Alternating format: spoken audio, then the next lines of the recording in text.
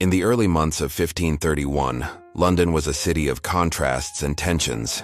The streets teemed with merchants, laborers, clergy, and the occasional noble wandering through the bustling marketplace. Outside, the air carried the scent of roasting meats, the pungency of whetstone after a morning rain, and the faint aroma of herbs and spices used in both cooking and medicine. Within the walls of Bishop John Fisher's household, however, the atmosphere was markedly different. A sense of expectancy hovered over the kitchen as Richard Roose, a cook of modest means but steady hands, prepared the day's porridge. He had worked here for several years, observing the delicate balance of trust and caution that his position demanded.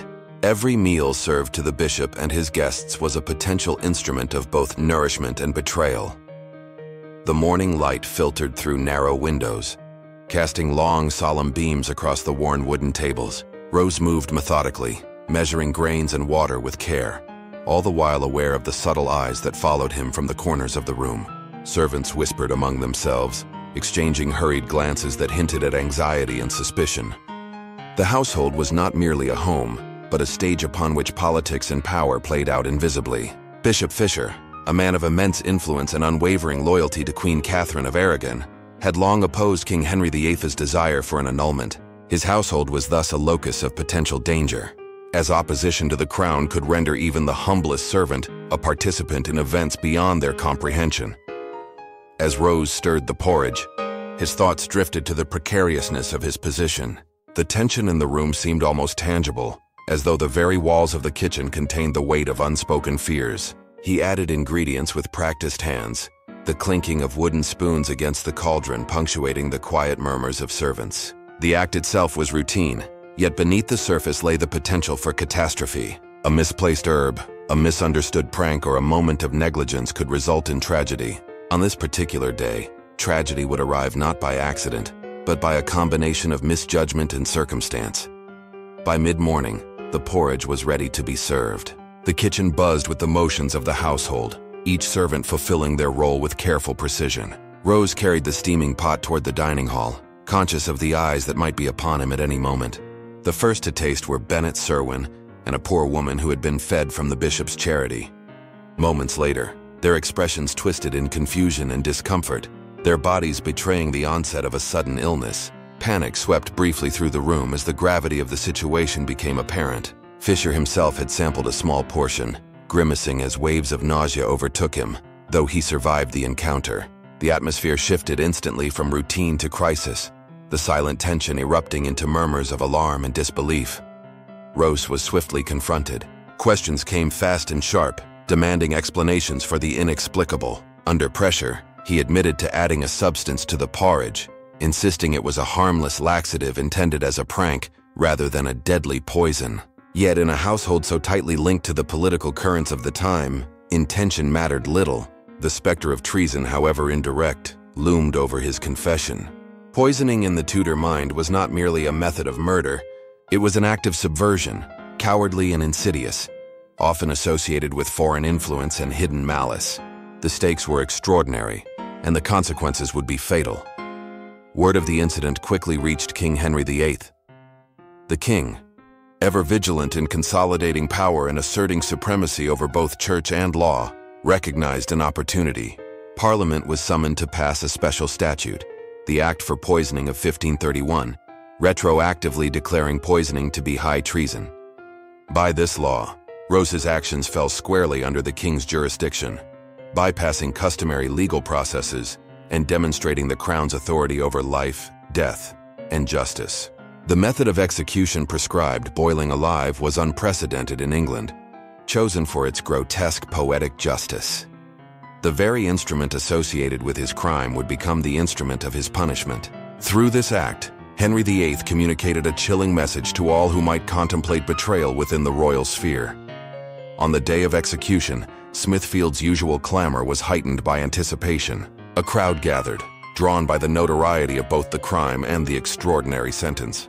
The cauldron stood large and ominous, steam rising in ghostly tendrils, the sun glinting off its darkened surface. Roose, escorted by solemn guards, approached the site with a mixture of resignation and terror.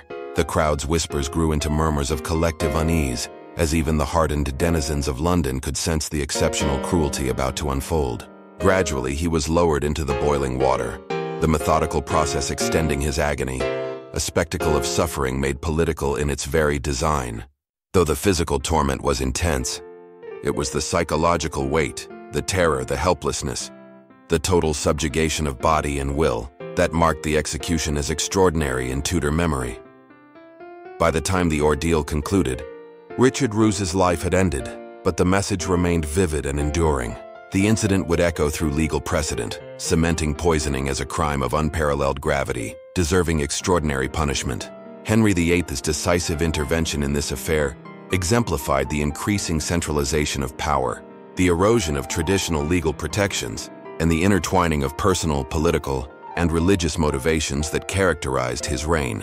The story of Richard Roose remains a stark reminder of the volatility of Tudor justice, the capriciousness of authority, and the dangers faced by those positioned too close to the engines of power. The execution of Richard Roose sent ripples far beyond the cobbled streets of London. The morning after, Smithfield remained eerily quiet, the lingering steam from the cauldron having long dissipated, yet the memory of what had transpired weighed heavily on all who witnessed it.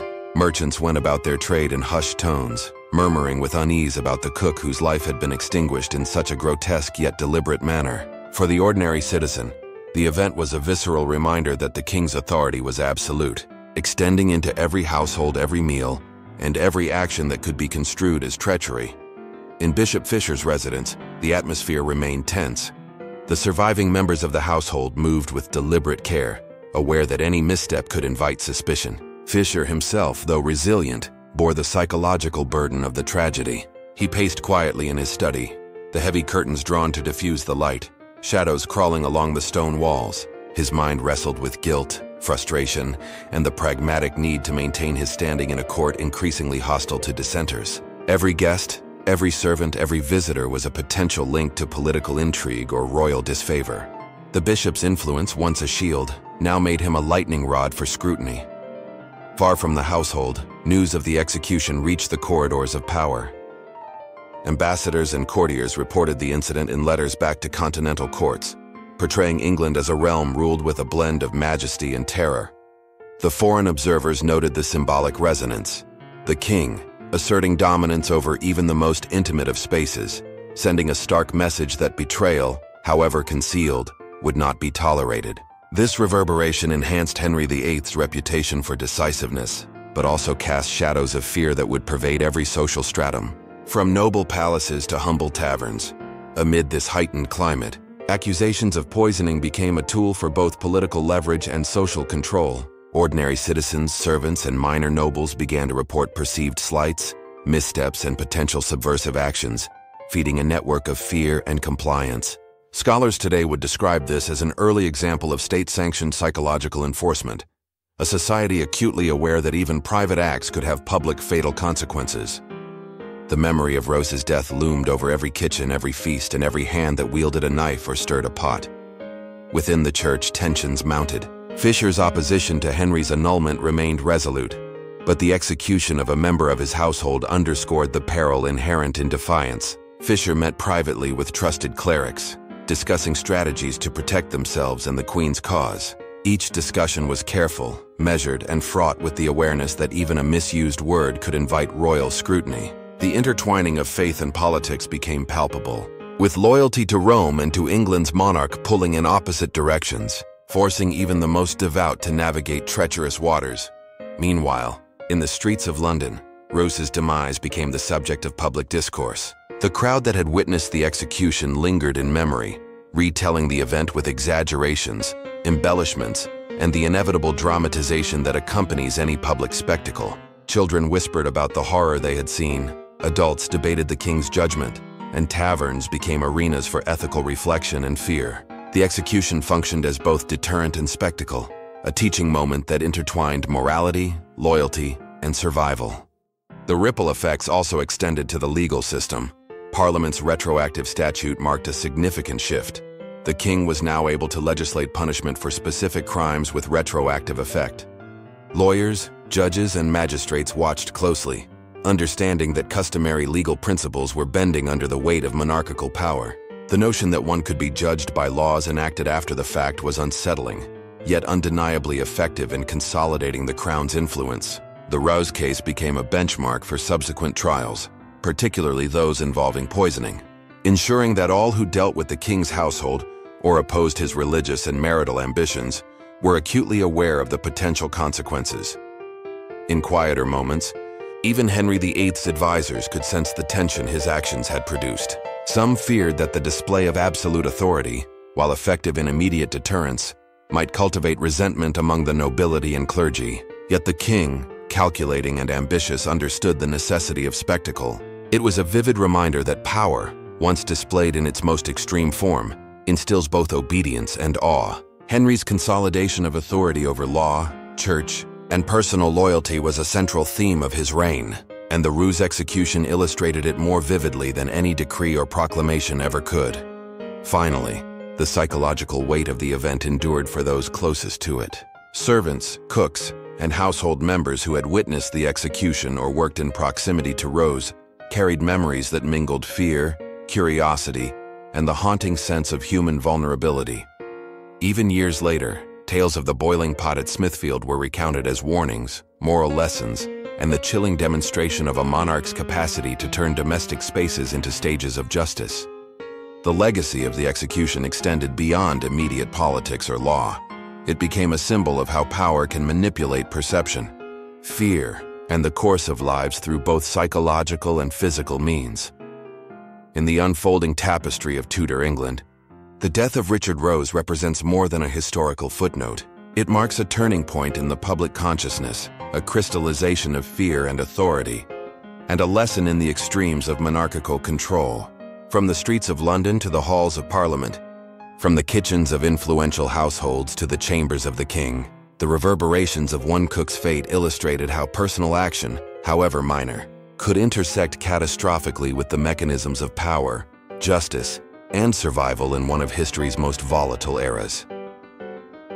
The tremors from Richard Roose's execution extended beyond immediate shock, infiltrating the corridors of power, the households of the elite, and the lives of ordinary Londoners. Fear, subtle yet pervasive, became a currency in Tudor England. Servants whispered in kitchens, noble families measured every word, and merchants navigated a world where loyalty and suspicion existed side by side. In this climate, even the smallest act of carelessness could be interpreted as treachery. In the chambers of Bishop Fisher, tension remained tangible. The bishop, his robes hanging heavy and somber, walked methodically between windows, observing the morning light diffuse across the stone floor. His mind wrestled with the precarious balance of maintaining faith, loyalty to Queen Catherine, and cautious opposition to Henry VIII. Fisher understood that survival demanded discretion, yet the weight of conscience pressed heavily on his shoulders. Each conversation with household members was measured, each expression carefully moderated to avoid raising suspicion. Meanwhile, Henry VIII's court buzzed with anticipation and intrigue. Courtiers interpreted the Roose execution as both cautionary tale and a demonstration of the king's absolute power. Rumors and exaggerated accounts circulated quickly, transforming a single act into a moral lesson for the elite. Nobles who had previously disregarded the hazards of dissent now meticulously scrutinized their servants, meals, and alliances. Poisoning, once feared primarily as a domestic threat, now became a metaphor for hidden treachery, political sabotage, and the king's capacity to detect and punish it. Beyond London, news spread to provincial towns and rural villages. Travelers recounted the horror of Smithfield, each retelling emphasizing different elements. Some focused on the agonizing death, others on the psychological authority of the king. In small villages, households treated servants and cooks with a heightened degree of vigilance. Meals were prepared with extreme care, and the authority of the crown permeated even the humblest kitchens. Ordinary citizens became inadvertent participants in a vast social experiment designed to enforce obedience and loyalty through fear. Within the household of Bishop Fisher, subtle paranoia took root. Minor missteps, a spilled drink, a forgotten candle, a delayed message, could ignite suspicion. Servants moved like shadows, anticipating censure even in trivial matters. Young apprentices learned quickly to conceal mistakes, to anticipate expectations, and to internalize the anxiety of watching the king's reach extend into every domestic space. For many, fear became indistinguishable from daily life, shaping behavior in ways that were as invisible as they were profound.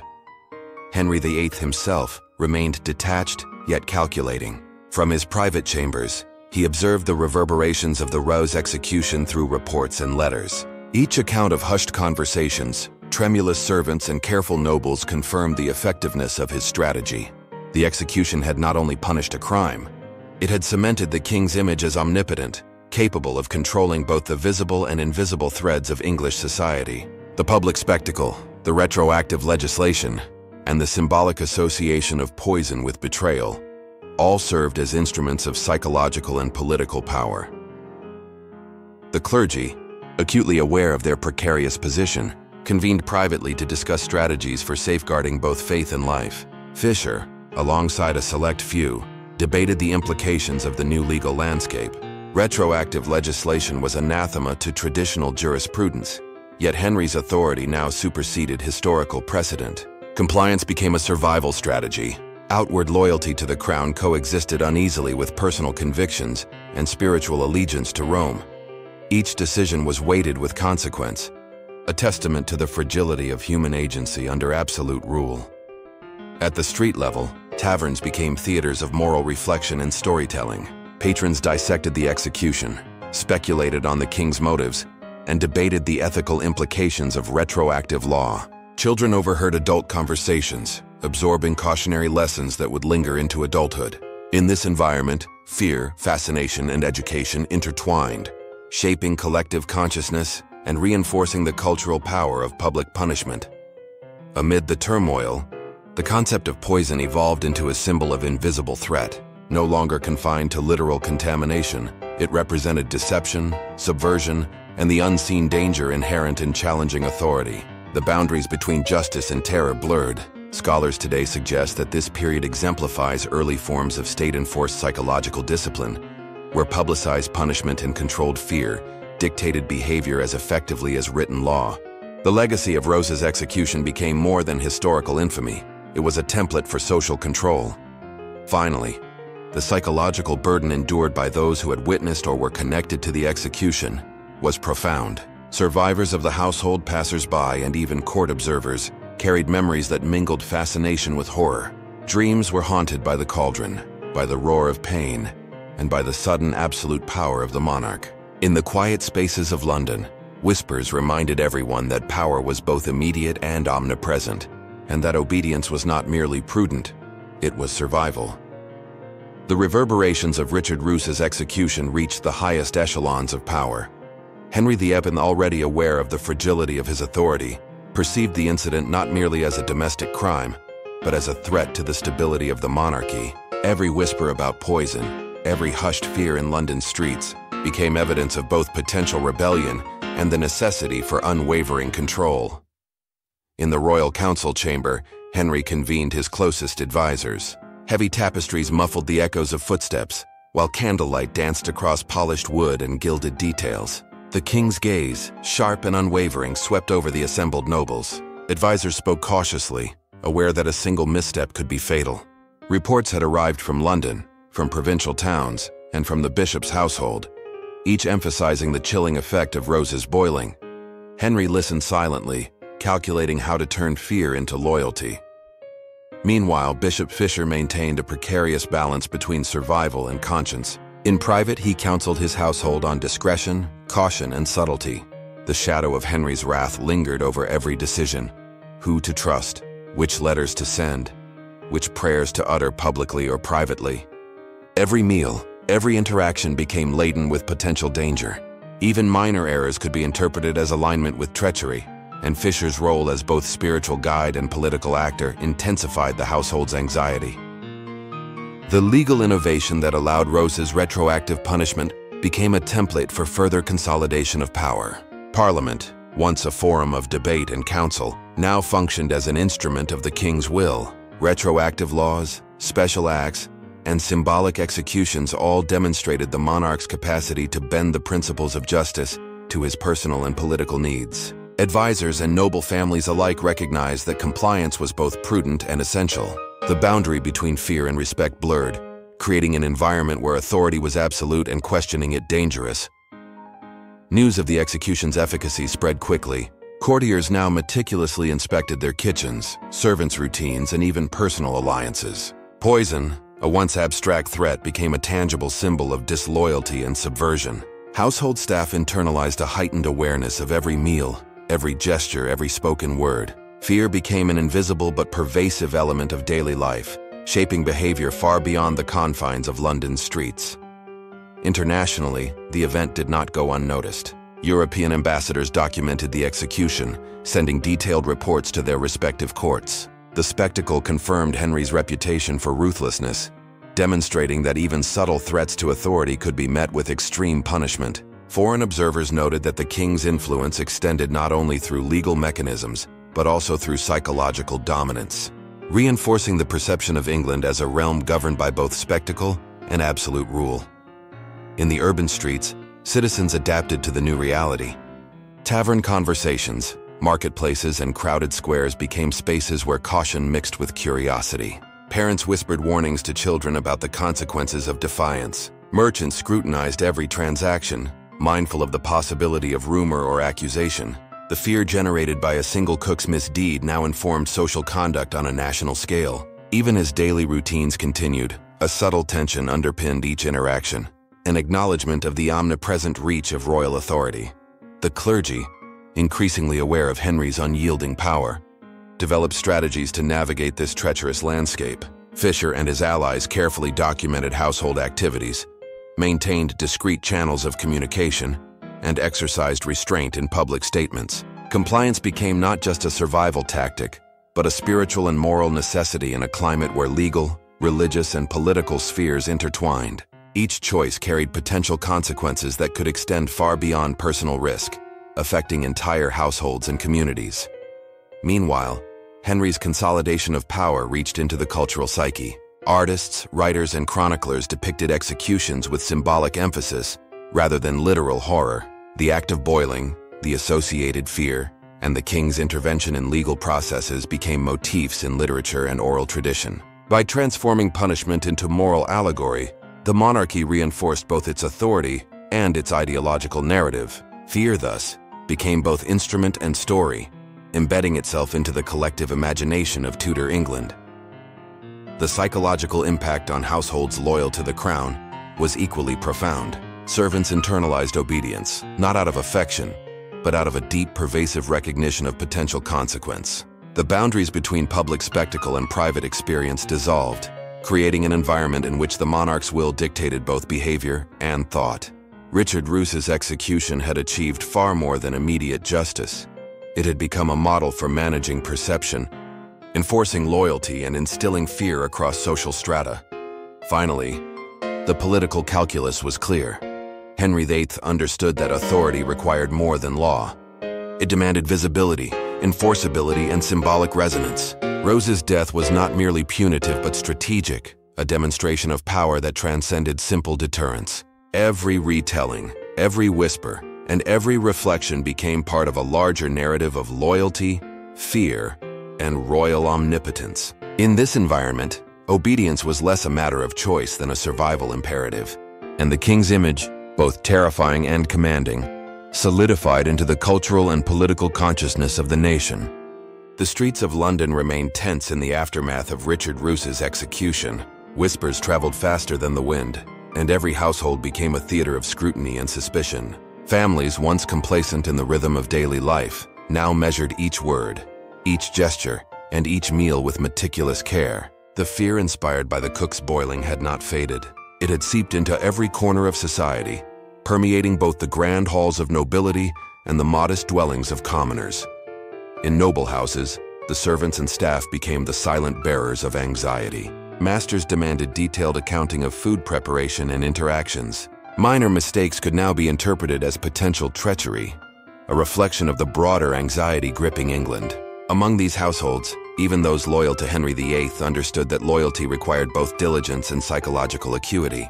A careless glance or casual remark might attract suspicion or worse, bring the king's scrutiny down upon them.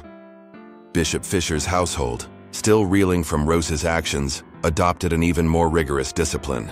Every ingredient was inspected, every dish tasted and retasted, and every servant reminded of the stakes.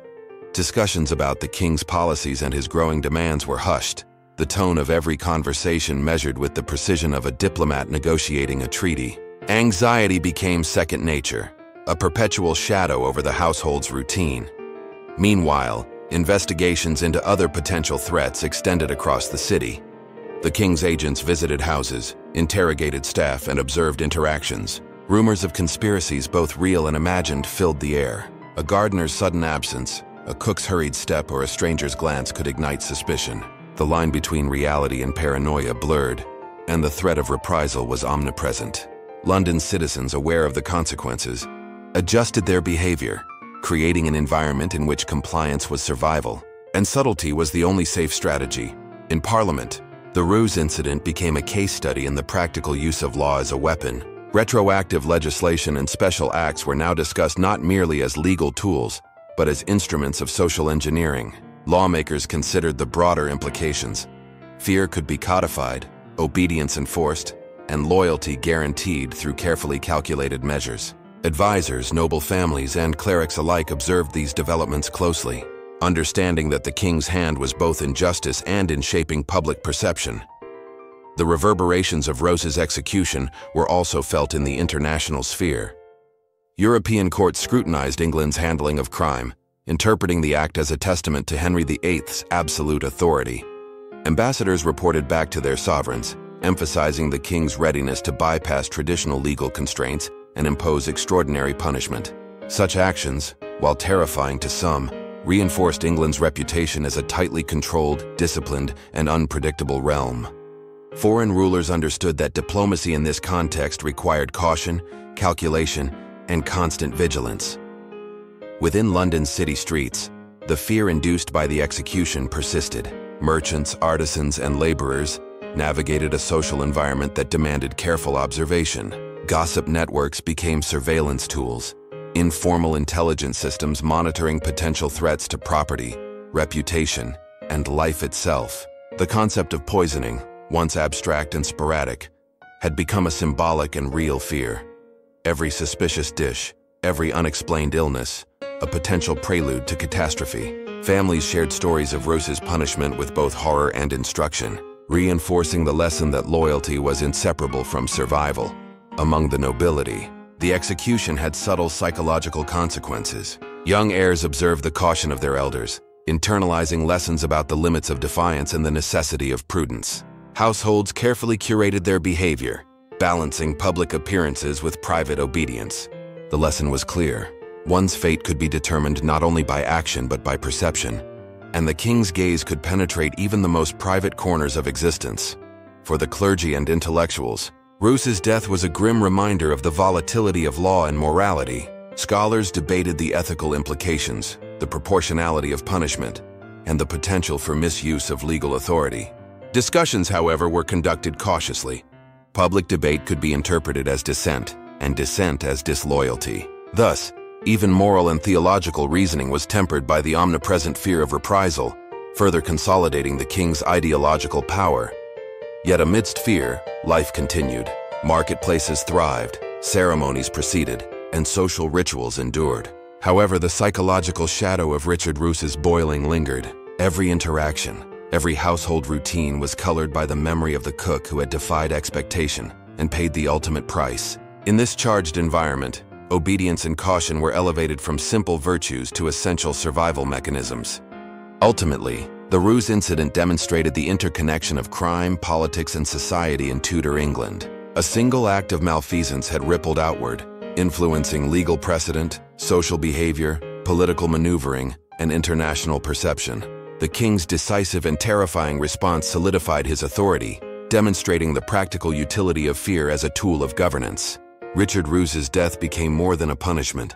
It was a strategic act of power, a warning to all who might underestimate the reach and resolve of the English crown. The chill of early spring crept into London, but the city burned with a different heat, the invisible fire of suspicion. Richard Roose's execution had left a scar on the collective consciousness, one that could not be soothed by daily routines or ceremonial observances. In every manor, tavern, and market stall, whispers of poison and betrayal lingered like smoke, infiltrating conversations and clouding judgment. In noble households, the impact was immediate and profound. Masters who had previously treated their staff with measured authority now exercised near-paranoid scrutiny. Servants, once free to converse and laugh quietly, learned to weigh each word, each glance. A misaligned tray or a delayed delivery of wine could draw the wrath of a vigilant overseer. Fear became habitual, a constant companion that dictated behavior and shaped daily life. At the Fisher household, Bishop John Fisher himself took careful note of the residual anxiety. Though the threat had been neutralized with Rose's execution, he recognized the lingering instability among his servants. Discussions of loyalty, responsibility, and vigilance became routine, as did training exercises in which the staff would simulate potential crises. Every pot stirred and every loaf baked was imbued with a sense of heightened awareness. Meals became rituals of trust and scrutiny, small actions reverberating with the weight of potential disaster. Beyond individual households, the city's broader social fabric had shifted. Merchants, laborers, and citizens navigated a network of tacit surveillance. The fear of poisoning, once abstract, now painfully concrete, transformed interactions. Invitations to dine were scrutinized. Gifts and hospitality were met with measured caution. Every stranger, every new employee became a potential vector for harm. The psychological pressure was subtle yet omnipresent, creating an environment in which social cohesion relied upon vigilance, silence, and compliance. The king's agents continued to roam the city, their presence a constant reminder of the crown's reach. Households were not merely warned but monitored, their routines evaluated for signs of subversion. Even minor mistakes could be interpreted as evidence of malice or disloyalty. Families adapted, balancing survival with propriety, and the line between sincere concern and paranoia blurred. Trust became a commodity as rare as silver, and deception was suspected even where none existed. Meanwhile, news of Rose's execution traveled beyond London, reaching the countryside and distant towns. Noble families and local magistrates shared accounts of the boiling punishment, embellishing details to underscore the lesson. Transgression, even seemingly trivial, could invoke terrifying consequences. This story, transmitted through word of mouth, letters, and official proclamations, became a psychological instrument, shaping behavior across social strata and reinforcing the king's authority. In some households, subtle acts of discipline were introduced. Cooks were required to prepare meals under strict observation, and every ingredient was verified. Children learned early the importance of obedience and discretion. Even routine tasks, such as lighting lamps or tending gardens, were performed with awareness of potential scrutiny. In this environment, fear acted as both teacher and enforcer, guiding actions and shaping moral conduct without explicit command. Clergy and scholars reflected on the broader implications of Rose's execution. Discussions of justice, legality, and morality were now inseparable from considerations of political expediency. Poisons became symbolic of hidden threats to order, while the king's decisive action demonstrated the practical use of fear as a mechanism of control. Intellectual inquiry, however cautious, had to navigate the narrow channels permitted by both law and the prevailing atmosphere of anxiety. Internationally, Europe continued to watch. Ambassadors and foreign envoys assessed England's response, noting the precedent it set for the use of fear in governance. Henry VIII's reputation as a ruler unafraid to employ extreme measures solidified. This observation influenced diplomatic strategies, trade negotiations, and alliances. The knowledge that the king could and would act decisively, with a disregard for traditional constraints, shaped interactions far beyond the city of London. Amidst this pervasive tension, ordinary citizens adapted. Neighborhoods maintained informal networks of observation, and public spaces became arenas of vigilance. The marketplace was no longer simply a venue for commerce. It was a stage where the nuances of social behavior, submission, caution, attention, were constantly displayed and evaluated. Even festivals and public gatherings carried the unspoken undertone of potential surveillance. Yet, human nature persisted. Curiosity, desire, and mischief endured, often hidden beneath layers of compliance. Young apprentices whispered tales of the boiling, dramatizing the horror for amusement or instruction. Noble children practiced subtle deception in games, preparing themselves for a world where perception dictated fate. These small rebellions and playful tests, while seemingly innocuous, were shadowed by the ever-present knowledge of Rose's fate.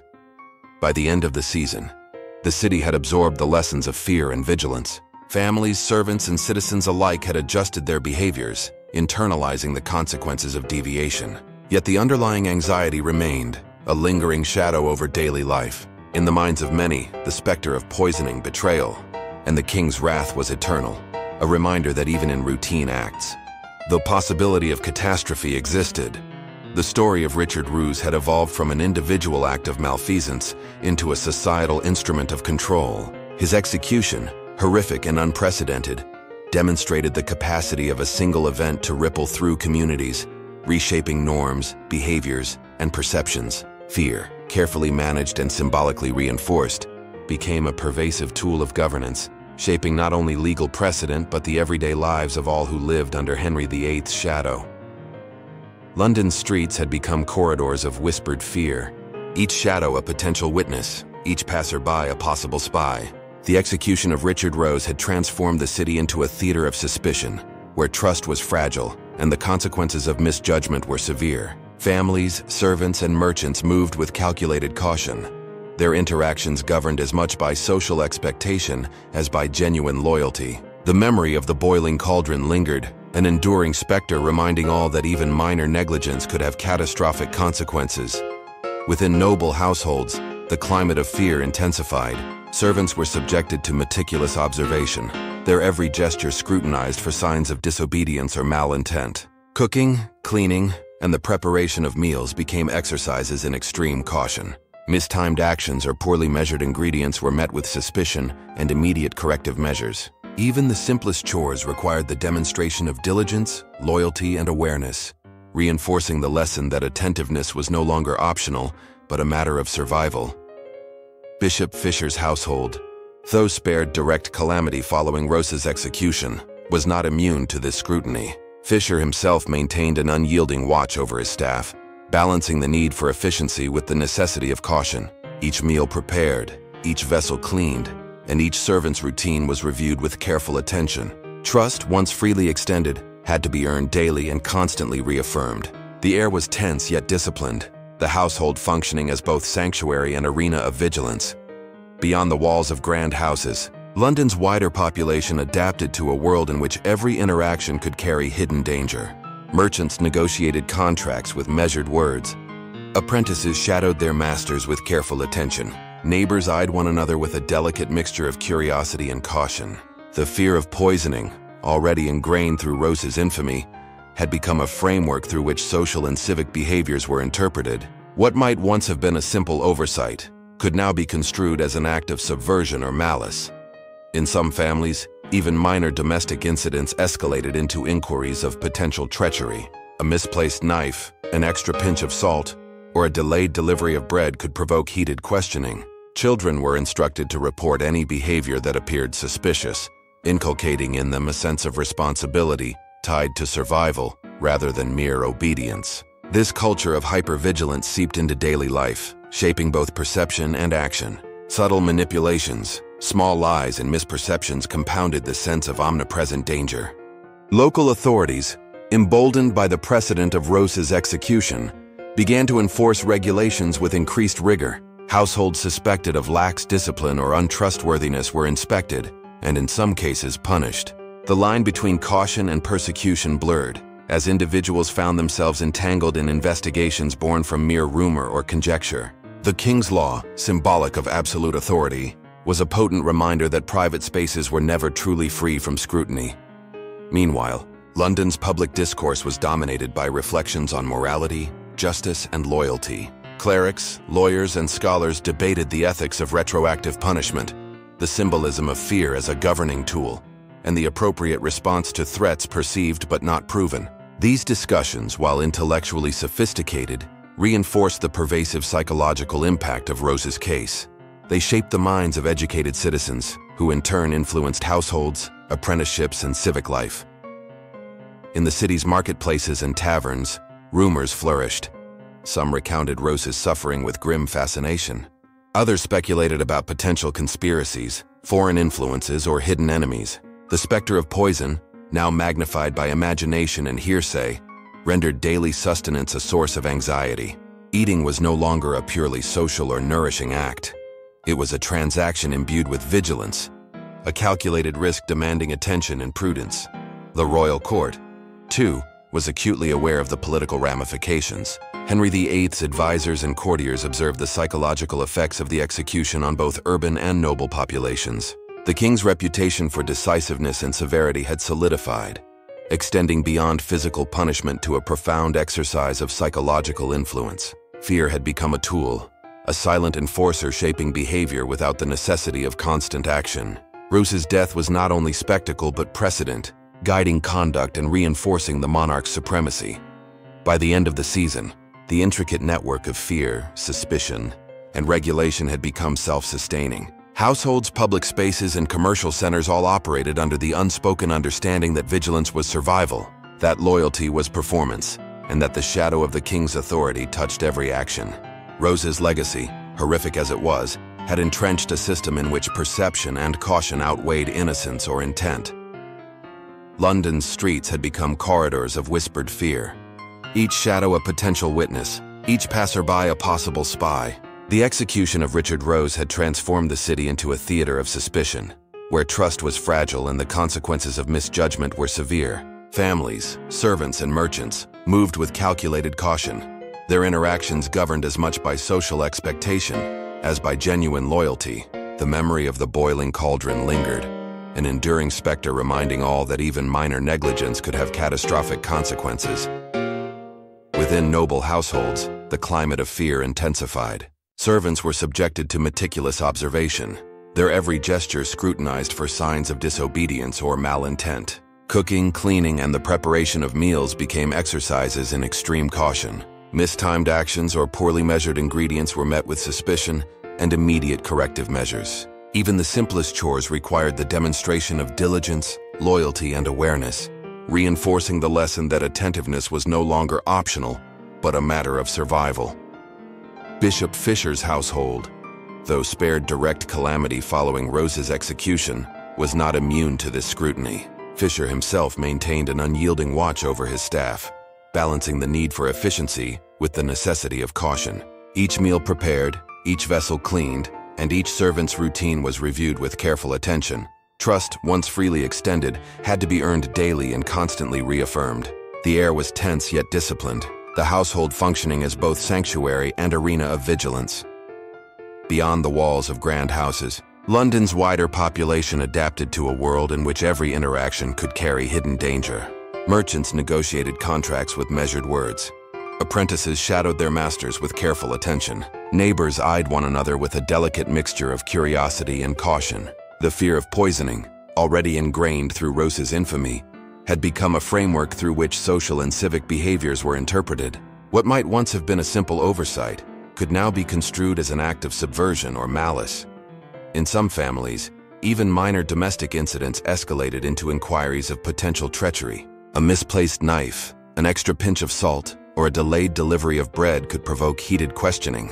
Children were instructed to report any behavior that appeared suspicious, inculcating in them a sense of responsibility tied to survival rather than mere obedience. This culture of hypervigilance seeped into daily life, shaping both perception and action. Subtle manipulations, small lies, and misperceptions compounded the sense of omnipresent danger.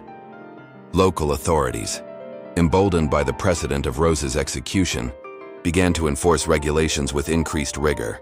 Households suspected of lax discipline or untrustworthiness were inspected, and in some cases punished. The line between caution and persecution blurred, as individuals found themselves entangled in investigations born from mere rumor or conjecture. The King's Law, symbolic of absolute authority, was a potent reminder that private spaces were never truly free from scrutiny. Meanwhile, London's public discourse was dominated by reflections on morality, justice, and loyalty. Clerics, lawyers, and scholars debated the ethics of retroactive punishment, the symbolism of fear as a governing tool, and the appropriate response to threats perceived but not proven. These discussions, while intellectually sophisticated, reinforced the pervasive psychological impact of Rose's case. They shaped the minds of educated citizens, who in turn influenced households, apprenticeships, and civic life. In the city's marketplaces and taverns, rumors flourished. Some recounted Roose's suffering with grim fascination. Others speculated about potential conspiracies, foreign influences, or hidden enemies. The specter of poison, now magnified by imagination and hearsay, rendered daily sustenance a source of anxiety. Eating was no longer a purely social or nourishing act. It was a transaction imbued with vigilance, a calculated risk demanding attention and prudence. The royal court, too, was acutely aware of the political ramifications. Henry VIII's advisors and courtiers observed the psychological effects of the execution on both urban and noble populations. The king's reputation for decisiveness and severity had solidified, extending beyond physical punishment to a profound exercise of psychological influence. Fear had become a tool, a silent enforcer shaping behavior without the necessity of constant action. Roose's death was not only spectacle but precedent, guiding conduct and reinforcing the monarch's supremacy. By the end of the season, the intricate network of fear, suspicion, and regulation had become self-sustaining. Households, public spaces, and commercial centers all operated under the unspoken understanding that vigilance was survival, that loyalty was performance, and that the shadow of the king's authority touched every action. Roose's legacy, horrific as it was, had entrenched a system in which perception and caution outweighed innocence or intent. The streets of London had slowly returned to a semblance of normalcy, yet the echoes of Richard Roose's execution lingered like a shadow cast over every household and institution. Time did not erase the memory of the boiling cauldron. It transformed it into a symbol, a cautionary tale of the absolute reach of royal authority. Families, merchants, and even clergy carried the story in their minds, whispering its lessons through generations. A silent reminder that power was both omnipresent and unyielding. The immediate political effects were unmistakable. Henry VIII's consolidation of authority, already evident through legislative innovation, had now cemented the perception that the monarch's will was final and decisive. Parliament, once a venue of negotiation and compromise, increasingly served as an instrument to codify the king's desires. Retroactive statutes, such as the one condemning Roose, signaled that law was not merely a set of principles, but a malleable tool under the monarch's hand. The legal framework itself had become a stage upon which Henry's power was both demonstrated and enacted. Among the populace, fear was tempered by understanding. Citizens recognized that compliance and vigilance were not just prudent, but essential for survival. Yet, alongside fear emerged subtle forms of adaptation. Households instituted procedures to ensure safety, double-checking ingredients, supervising servants, and adopting rituals of accountability. Markets and workshops incorporated checks to prevent accidents or acts perceived as malevolent. Life was no longer lived casually. It became a series of deliberate, conscious acts, each informed by the lessons of Roose's punishment. In noble households, the psychological impact was profound. Servants carried an acute awareness of responsibility, and minor errors were immediately rectified, often preemptively to avoid suspicion. The role of trust had transformed into performance. Loyalty was demonstrated through visible diligence, attentiveness, and adherence to protocol. The subtle tension between genuine allegiance and performative obedience became a defining feature of daily life. Every gesture, every measured word was now under the unspoken gaze of authority. The church, too, adjusted its posture. Clerics reflected on the intertwining of moral, spiritual, and political authority, recognizing that religious institutions could be co-opted or subordinated to royal will. Bishop Fisher's cautious stance exemplified this shift. While personally pious and politically conscious, he navigated a terrain where every action could have amplified significance. Religious guidance was now inseparable from an awareness of political repercussions, a reality that reshaped ecclesiastical behavior for decades. Historical discourse over the Roose case proliferated. Scholars, chroniclers, and lawyers debated the ethical ramifications of retroactive law, the morality of exemplary punishment, and the societal utility of fear. While opinions varied, the underlying consensus acknowledged the profound effect of the execution on social order. The case had redefined the boundaries between justice and spectacle, authority and obedience, crime and political expediency. It became a reference point, cited in discussions regarding the evolution of English jurisprudence and the expansion of royal prerogative. Internationally, the event resonated with ambassadors, traders, and visiting dignitaries. Henry VIII's decisiveness, coupled with the theatrical severity of Roose's punishment, painted a portrait of a monarch whose power was absolute, and whose reach extended into the minutiae of daily life. European observers interpreted this as both cautionary and instructive, an illustration of the risks inherent in opposing or undermining sovereign authority. England's political culture, shaped by the Reformation and the assertion of royal supremacy, appeared increasingly disciplined, centralized, and unyielding. Over time, however, the extremity of the punishment prompted reflection and eventual reform. Subsequent generations debated whether boiling as a method of execution was necessary or justifiable. While public executions remained a fixture of English society, methods perceived as excessively cruel gradually fell out of favor. The repeal of the boiling statute, though decades later, signified a slow evolution toward more measured forms of justice, an acknowledgement that terror could not indefinitely sustain social order without eroding its own moral authority. The legacy of Richard Roose endured not merely through law or memory, but through symbolism. Poison, once a feared and mysterious method of clandestine murder, became emblematic of hidden corruption, subversion, and the perils of clandestine betrayal. Roose's fate exemplified the extreme societal anxiety surrounding this crime, illustrating how fear could transform ordinary acts into perceived existential threats. The execution thus served as both punitive measure and societal lesson, shaping perceptions of morality, loyalty, and the reach of authority. For historians, the case offers an unparalleled window into Tudor society, illustrating the intersection of political ambition, legal innovation, and social psychology. It reveals a society in which the monarch's will could reshape law, dictate punishment, and influence private behavior, while simultaneously reflecting broader anxieties surrounding trust hierarchy and moral propriety. The human consequences, fear, vigilance, psychological strain, provide insight into how power and punishment extend beyond immediate victims to shape collective consciousness. Ultimately, the story of Richard Roose is a testament to the delicate balance between authority and restraint. It warns of the dangers inherent in unchecked power, while illuminating the processes through which law, society, and morality evolve in response to extreme acts of enforcement. Roose's death, horrifying as it was, catalyzed reflection, debate, and incremental reform. It became a touchstone for understanding the dynamics of fear, control, and justice in a world where survival often depended on anticipation, prudence, and awareness of authority. By the end of the decade, Londoners had internalized the lessons of Roose's execution. Vigilance, procedural care, and political awareness were woven into daily life, shaping generations of servants, merchants, clerics, and nobles alike. The boiling pot had not only punished one man, but had transformed the social and legal landscape, leaving a legacy that extended far beyond the immediate horror. Richard Roose became more than a historical figure. He was a symbol of the extremes of power, the consequences of disobedience, and the enduring human capacity for both fear and adaptation.